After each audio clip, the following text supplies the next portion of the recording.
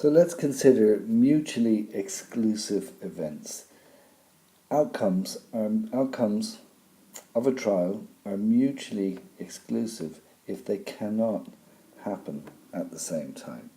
Okay, and we'll look at how to find the probability of different outcomes that may or may not involve mutually exclusive events by coming across what's known as the addition or law, otherwise known as the OR rule. Okay, so we'll do it by example. 30 balls numbered 1 to 30 are placed in a bag. Find the probability that a ball drawn out of the bag has the number has a number which is a multiple of 3 on the ball.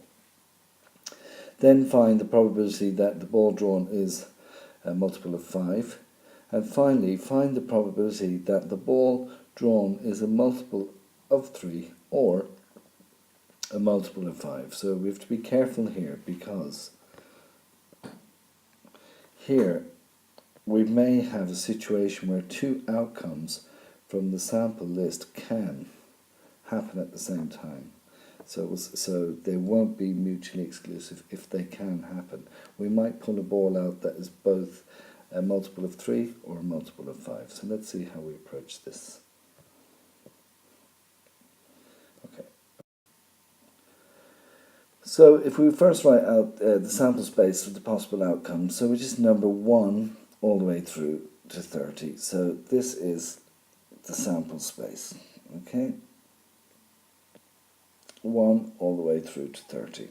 And let's look at and read through and count and mark and find the probability for a multiple of 3. So we look for numbers and we put a square box around them that are multiples of 3, 3, 6, 9, 12, 15, 18, 21, 24, 27, 30.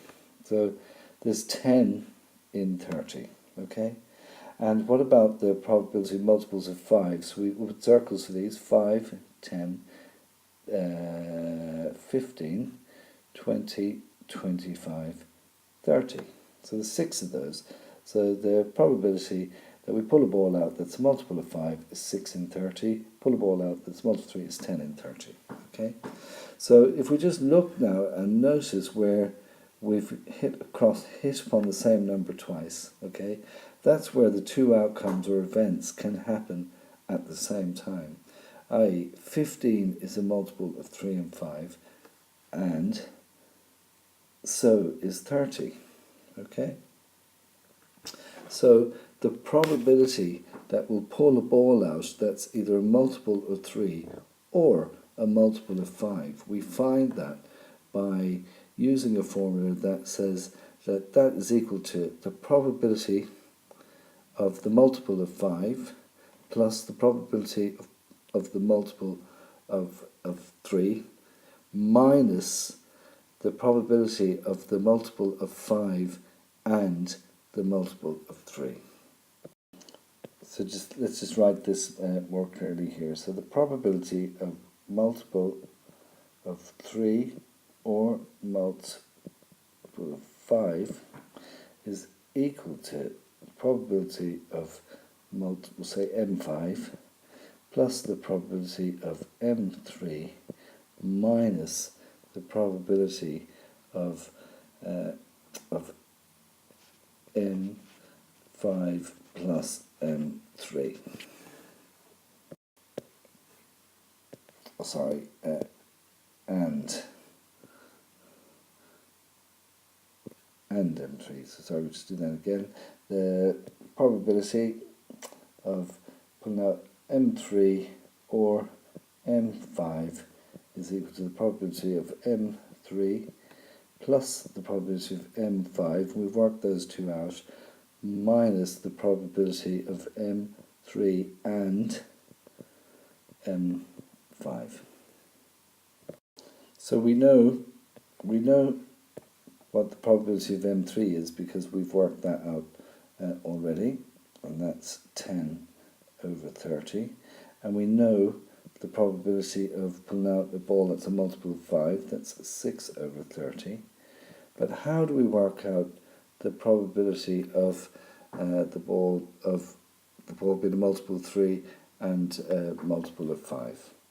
Well, the way we do that is that's equal to the probability of M3 multiplied by the probability of M5. So all that's equal to 10 over 30 plus 6 over 30 minus the probability of M3, which is 10 over 30 multiplied by 6 over 30, and that's equal to 10 over 30 plus 6 over 30 minus 2 over 30, and that's all equal to